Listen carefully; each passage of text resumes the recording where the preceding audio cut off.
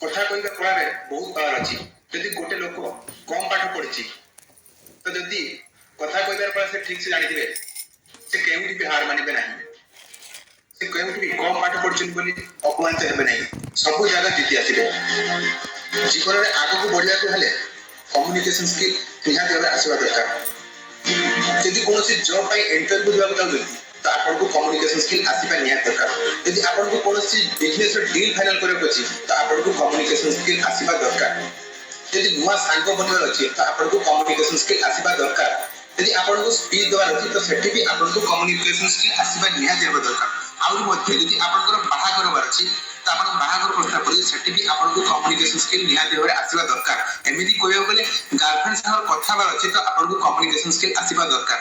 କହିବାକୁ ଗଲେ ସବୁ ଜାଗାରେ ସବୁ ପରିସ୍ଥିତିରେ ଆପଣଙ୍କୁ କମ୍ୟୁନିକେସନ ସ୍କିଲ ଆସିବା ନିହାତି ହେବା ଦରକାର। ଏବେ ଆପଣ ଜାଣିପାରୁଥିବେ କଥା କହିବା କଳା ବା କମ୍ୟୁନିକେସନ ସ୍କିଲ କେତେ ଆବଶ୍ୟକ ଆପଣଙ୍କର ବା କେତେ ଜରୁରୀ। ସେଥିପାଇଁ କୁହାଯାଇଛି ଯୋଉ ଲୋକଙ୍କୁ କଥା କହିବାର କଳା ଠିକସେ ଆସିଛି ତ ସେ କୌଣସି ଜାଗାରେ ବି ହାର ମାନିବେ ନାହିଁ। ଦୁନିଆର ସବୁ କଳା ଗୋଟେ ସାଇଡରେ, କଥା କହିବାର କଳା ଆଉ ଗୋଟେ ସାଇଡରେ। ଆପଣମାନେ ଦେଖୁଥିବେ ଗୋଟେ ଲୋକ ଏମିତି ଥାନ୍ତି ସେମାନେ ଯେତେବେଳେ କଥା କୁହନ୍ତି ତାଙ୍କ କଥାକୁ ଶୁଣିବା ପାଇଁ ବହୁତ ଭଲ ଲାଗିଥାଏ। ସମସ୍ତଙ୍କ କଥାକୁ ପୁରା ଧ୍ୟାନ ଦେଇ ଶୁଣିଥାନ୍ତି। କାହିଁକି ନା ତାଙ୍କର କଥା କହିବାର କଳା ସମସ୍ତଙ୍କୁ ତାଙ୍କ ଆଡକୁ ଟାଣି ନେଇଥାଏ। ତାକୁ ବହୁତ ଭଲ ଭାବରେ କମ୍ୟୁନିକେସନ ସ୍କିଲ ଜଣାଥାଏ। ଆମକୁ ଲାଗେ ସେ ଲୋକଟି ବାସ୍ କହୁଥାଉ ଆମେ ଖାଲି ଶୁଣୁଥାଉ।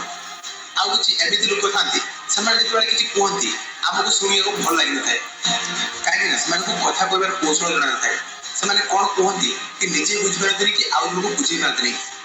ସାମ୍ନା ବାଲା କଣ ଚାହୁଁଛି ତାଙ୍କୁ ସେଇଟା ଜଣା ନଥାଏ। ସେମାନେ ଖାଲି କହି ଚାଲିଥାନ୍ତି। ସାଙ୍ଗମାନେ ଆପଣ କଲେଜରେ ପଢୁଛନ୍ତି କି କଲେଜରୁ ପାସ୍ ଆଉଟ୍ ହେଇଛନ୍ତି, ଆପଣ କୌଣସି ଜବରେ ଇଣ୍ଟରଭ୍ୟୁ ଦେବା ପାଇଁ ପ୍ରିପେୟାର ହେଉଛନ୍ତି ତ ଆପଣଙ୍କୁ ଏଇ ଭିଡିଓ ବହୁତ କାମରେ ଆସିବ। ତ ମୁଁ ଆଜି ଆପଣଙ୍କୁ ଶିଖେଇବି କଥା କହିବାର କଳା, ଯୋଉଟା କି କମ୍ୟୁନିକେସନ ସ୍କିଲ। ଏଇଟା ଏମିତି ଏକ କଳା ଯାହାକି ଆପଣ ଜୀବନକୁ ବଦଳାଇ ଦେବ।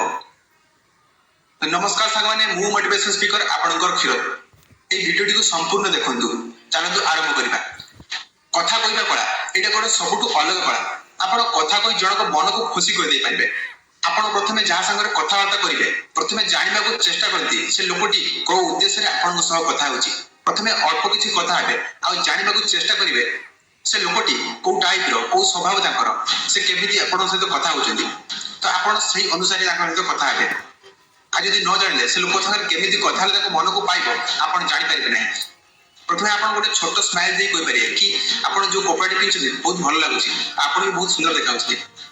ଏମିତି କିଛି ବି ତାଙ୍କ ଆଖପାଖ ଜିନିଷ ଦେଖି ତାକୁ ପ୍ରଶଂସା କରିପାରିବେ, ଯାହାକି ତାଙ୍କ ମନକୁ ଟିକେ ଖୁସି ଲାଗିବ ଆଉ ତାଙ୍କର ଆପଣଙ୍କ ସହିତ କଥା ହେବା ପାଇଁ ଆଗ୍ରହ ହେବ। ଆପଣ ଯଦି କୌଣସି ବିଜନେସ ଡିଲ୍ ଫାଇନାଲ କରିବାକୁ ଯାଉଛନ୍ତି ସେ ଲୋକର ମନ କଣ ଚାହୁଁଛି, ତାଙ୍କର କଣ ଦରକାର ସେଇଟା ନିହାତି ଭାବେ ବୁଝିବା ଦରକାର। କଣ କହିଲେ ତାଙ୍କର ମନକୁ ପାଇବ ଆଉ ଆପଣଙ୍କ କଥାରେ ରାଜି ହେଇଯିବେ। କୋଉ କୌଶଳରେ କହିଲେ, ଯଦି କୌଣସି ପ୍ରୋଜେକ୍ଟ ବିଷୟରେ କହୁଛନ୍ତି ସେ ପ୍ରୋଜେକ୍ଟ ବିଷୟରେ ଜଣା ନାହିଁ, ଆପଣ କଣ କରିବେ ନା ଆପଣଙ୍କୁ ଯୋଉ ପ୍ରୋଜେକ୍ଟ ବିଷୟରେ ଜଣା ଅଛି ସେଇ ବିଷୟରେ କହିପାରିବେ। ଯେମିତି ଆପଣ ଯାହାବି ଯୋଉ ପ୍ରୋଜେକ୍ଟ ବିଷୟରେ କହିଲେ ସେ ପ୍ରୋଜେକ୍ଟଟି ଭଲ କିନ୍ତୁ ମତେ ଏଇ ପ୍ରୋଜେକ୍ଟ ବିଷୟରେ ଜଣା ଅଛି, ଆପଣଙ୍କ ପ୍ରୋଜେକ୍ଟ ଠାରୁ ମୋ ପ୍ରୋଜେକ୍ଟ ବି ଭଲ ହେଇପାରିବ, ଆପଣ ଏଇ ପ୍ରୋଜେକ୍ଟକୁ ଟ୍ରାଏ କରି ଦେଖନ୍ତୁ। ଯେମିତି ସାମ୍ନା ବାଲାକୁ ଜଣା ନ ପଡୁ କି ଆପଣଙ୍କୁ ସେ ବିଷୟରେ ଜଣା ନାହିଁ ବୋଲି।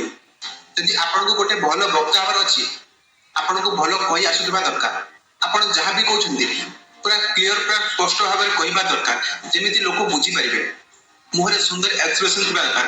ମୁହଁରେ ଏକ୍ସପ୍ରେସନରୁ ଆପଣ ଯାହା ବି କହୁଛନ୍ତି ସେଟା ଜଣା ପଡେ ଆପଣ କଣ କହୁଛନ୍ତି। ଆଉ ତା ସହିତ ଆପଣଙ୍କର ହାତରେ ଏକ୍ସପ୍ରେସନ ରହିବା ଦରକାର ଆପଣଙ୍କ କଥା ଅନୁସାରେ। ଏମିତି କରି କହିବା ଦ୍ୱାରା ସମସ୍ତଙ୍କ ଉପରେ ଆପଣଙ୍କ କଥାର ପ୍ରଭାବ ପଡିଥାଏ। ସମସ୍ତଙ୍କୁ ଭଲ ଲାଗିଥାଏ ଆପଣଙ୍କ କଥା।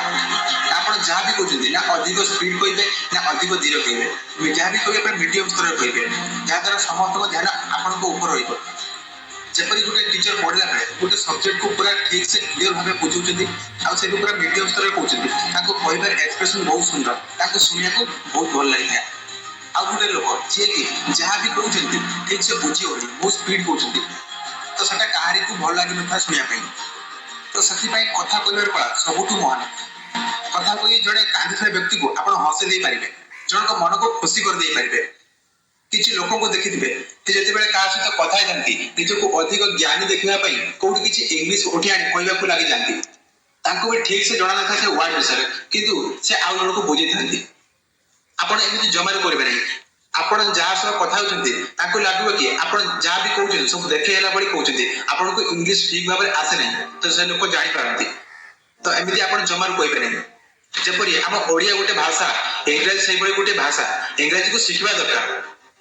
ଯେତେବେଳେ ଆପଣ ଇଂରାଜୀ କହିବେ ପ୍ରଥମେ ତା ବିଷୟରେ ଠିକ ସେ ଜ୍ଞାନ ନେଇ କହିବା ଦରକାର। ଆଉ ଯେତେବେଳେ କହିବେ ଆଉ ଜଣଙ୍କୁ ଶୁଣିବାକୁ ଭଲ ଲାଗିବ। ଆପଣ ଯୋଉ ଭାଷାରେ କଥା ହଉଛନ୍ତି ସେ ଭାଷାକୁ ଠିକ ସେ ଶିଖନ୍ତୁ ଆଉ ଠିକ ସେ କହିବା ପାଇଁ ଚେଷ୍ଟା କରନ୍ତୁ। ଦେଖନ୍ତୁ, କଥା କହିବା କଳାର ବହୁତ ଶକ୍ତି ଅଛି। ଜଣକୁ ମାରିଲେ ଯେତିକି ନ ବାଜିବ, ଯଦି ଗୋଟେ କଥା ପଦେ ସେମିତି କହିବେ ତ ବହୁତ ବାଜିବ। ତ ଆପଣ ଏମିତି ସୁନ୍ଦର କଥା କୁହନ୍ତୁ ଯାହା ଦ୍ୱାରା ଆପଣଙ୍କୁ ସମସ୍ତେ ଭଲ ପାଇବେ। ଆପଣ ଯେମିତି ଗୋଟେ ସଫଳ ବକ୍ତା ହେଇପାରିବେ। ଯଦି ଆପଣ କଳା ରଙ୍ଗର ହୋଇଥାନ୍ତି କି ଭଲ ଦେଖାନ୍ତି ନାହିଁ, ଦୁନିଆ ଯଦି ଭଲ ସଫଳ ବ୍ୟକ୍ତି ହେବା ପାଇଁ ଚାହାନ୍ତି ତ ଆପଣଙ୍କୁ କେବେ ଆପଣଙ୍କର କଳା ରଙ୍ଗ ପରିଚୟ ଦେବ ନାହିଁ। ଆପଣ କେଉଁଭଳି ଦେଖାଯାଉଛନ୍ତି ଆପଣଙ୍କ କମ୍ୟୁନିକେସନ ସ୍କିଲ୍ ଆପଣଙ୍କୁ ପରିଚୟ ଦେବ। ଆପଣଙ୍କର କଥା କହିବା କଳା ହିଁ ଆପଣଙ୍କୁ ପରିଚୟ ଦେବ। ଆପଣଙ୍କୁ କେହି ଯଦି ପ୍ରଶଂସା କରିବ ତ ଆପଣଙ୍କ ବ୍ୟବହାରରୁ, କେହି ଯେତେବେଳେ ସମ୍ମାନ ଦିଅନ୍ତି ସେମାନେ ଗୋରା କି କଳା କି ଭଲ ଦେଖାଯାଉନାହାନ୍ତି ଏହାକୁ କେବେ ଦେଖନ୍ତି ନାହିଁ, ସେମାନେ ଆପଣଙ୍କର ବ୍ୟବହାରକୁ ଦେଖିକି ଆପଣଙ୍କୁ ସମ୍ମାନ ଦିଅନ୍ତି। ତ ମୁଁ ଆଶା କରୁଛି ଆପଣଙ୍କୁ এই ଭିଡ଼ିଓଟି ବହୁତ ଭଲ ଲାଗିଥିବ। ତ ମୋ ଭିଡ଼ିଓଟି ଯଦି ଶିଖିଥିଲେ ମୋ ଚ୍ୟାନେଲଟିକୁ ସବସ୍କ୍ରାଇବ କରିବେ, ନିହାତି ଭାବରେ କମେଣ୍ଟ କରିବେ।